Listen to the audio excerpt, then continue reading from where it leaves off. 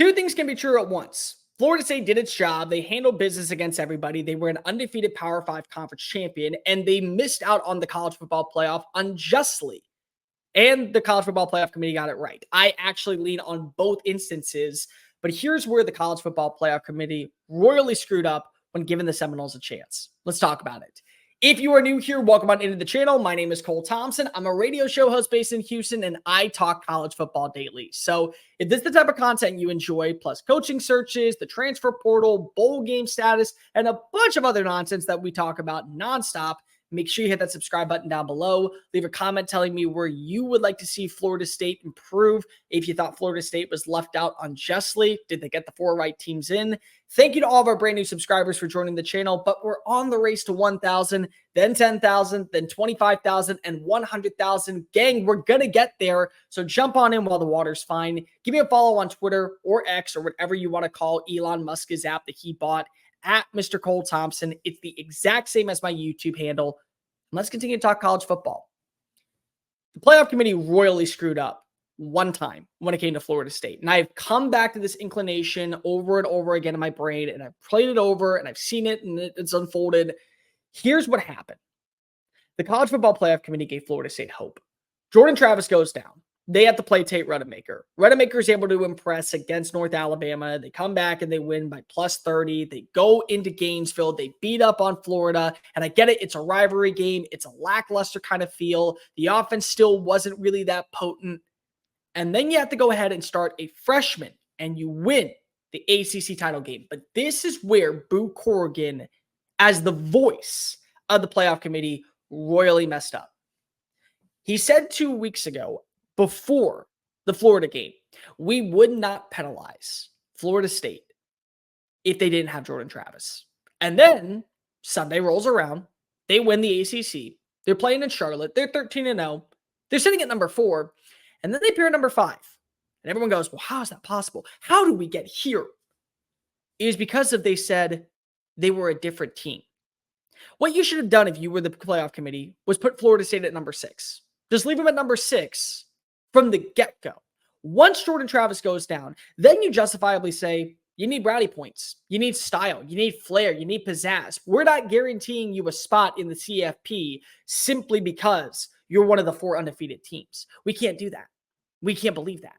Because then we say in the next breath, right before conference championship weekend, we're looking for the 4 best teams. And again, the playoff committee royally screwed up there too.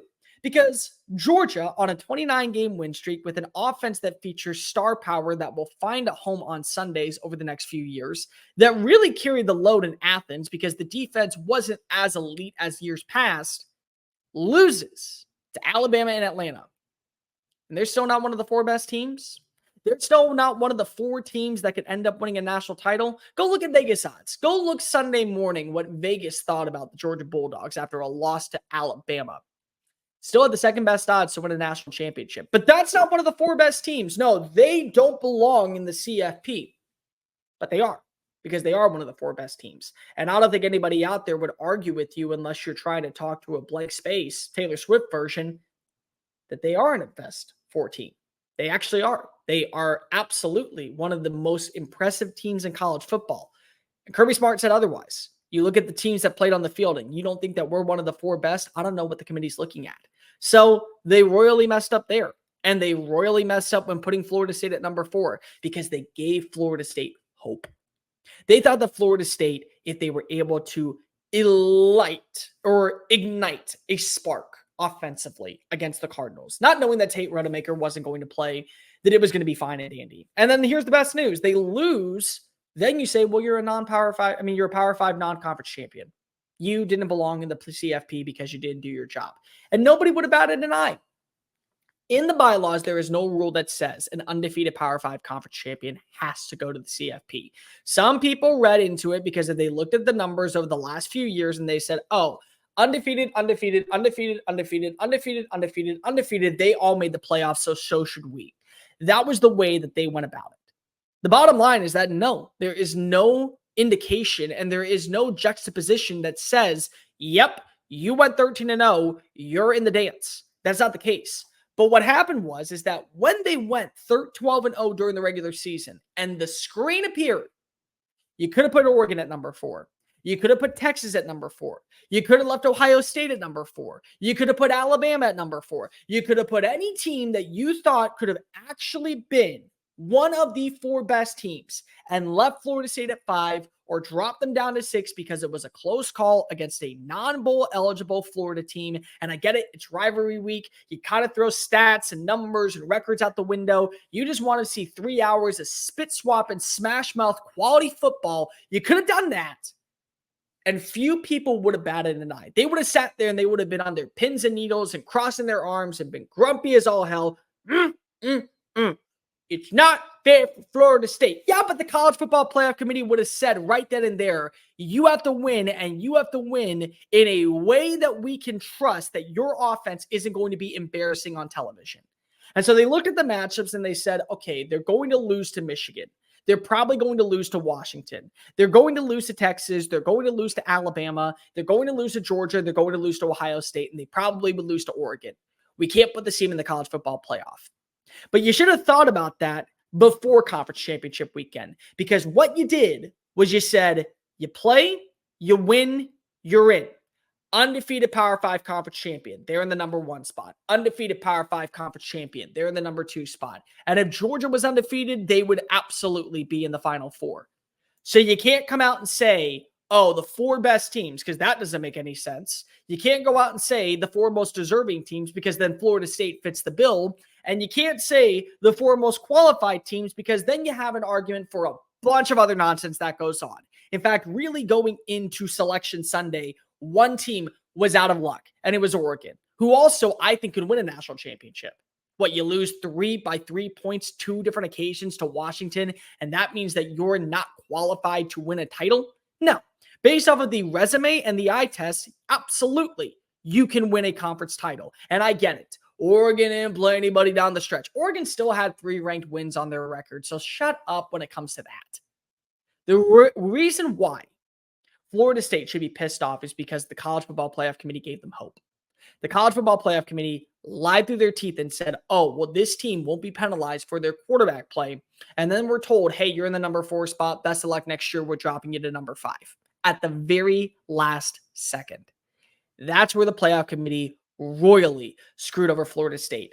Because if you put them at number 6, they realize if we don't win, and we don't win in an emphatic fashion, we ain't going. If we don't win and our offense doesn't show up and we don't have the brownie points alongside what Texas did, alongside what Bama did, alongside what Michigan was able to do, who also, I might add in, had a very rocky showing in Indianapolis.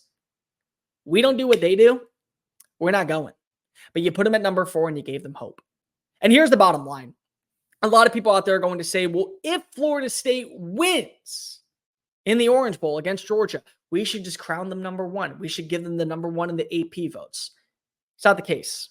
It isn't. And the main reason why is because of the team that took the field on Saturday in Atlanta will not be the team that takes the field in Miami come December. It won't.